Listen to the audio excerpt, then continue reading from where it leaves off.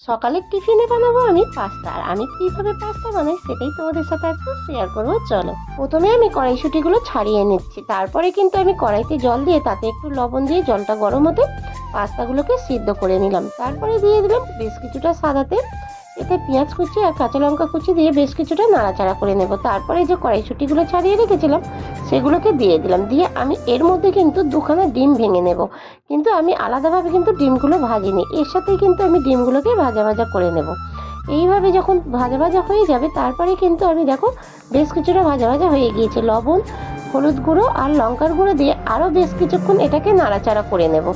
বেশ কিছুক্ষণ নাড়াচাড়া করার পরে পাস্তাগুলোকে আমি দিয়ে দেবো। এইভাবে পাস্তাগুলোকে দিয়ে আমি আরও বেশ কিছুটা নাড়াচাড়া করে ভাজা করে দেবো। তারপরে বেশ কিছুক্ষণ আগে যখন নামাবো তার আগে আমি এই যে ম্যাগি মশলা দিয়ে দিলাম। ম্যাগি মশলাটা দিলে দারুণ কিন্তু টেস্ট আসে। হয়ে গেল আমার কিন্তু পাস্তা।